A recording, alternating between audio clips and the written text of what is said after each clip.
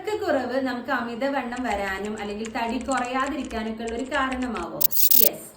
ഉറക്കക്കുറവുള്ള ആളുകളിൽ നമുക്ക് വിശപ്പിനെ കൂട്ടുന്ന ഗ്രലിൻ ഹോർമോണിന്റെ അളവ് കൂടുകയും ലെപ്റ്റിന്റെ അളവ് കുറയുകയും ചെയ്യും. അത് കാരണം നമുക്ക് കൂടുതലായിട്ട് വിശക്കും.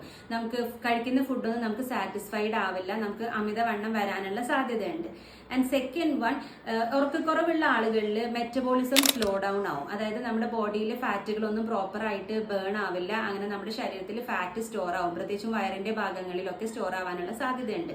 ആൻഡ് തേർഡ് വൺ, നമ്മുടെ സ്ട്രെസ് ഹോർമോൺ ആയിട്ടുള്ള കോർട്ടിസോളിന്റെ അളവ് കൂട്ടും നമുക്ക് ഉറക്കക്കുറവുണ്ടെങ്കിൽ. അപ്പൊ കോർട്ടിസോളിന്റെ അളവ് കൂടിക്കഴിഞ്ഞാൽ നമ്മുടെ ബോഡിയിൽ വയറിന് ചുറ്റുള്ള കൊഴുപ്പടിയാനും ഡയബറ്റിസ് വരാനും ഇൻസുലിൻ റെസിസ്റ്റൻസ് വരാനും ഒക്കെ ഉള്ള ഒരു റീസൺ ആണത്.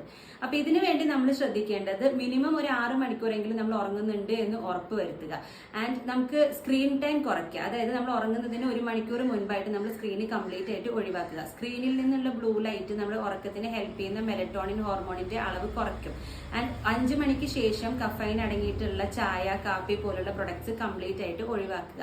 ആൻഡ് നമുക്ക് പ്രോപ്പർ ആയിട്ടുള്ള ഒരു സ്ലീപ്പ് പാറ്റേൺ ഉണ്ട്, പ്രോപ്പർ ആയിട്ടുള്ള ഒരു റുട്ടീൻ നമ്മൾ ഫോളോ ചെയ്യുന്നുണ്ട് എന്ന് ഉറപ്പ് വരുത്തുക. Follow for more tips. Thank you.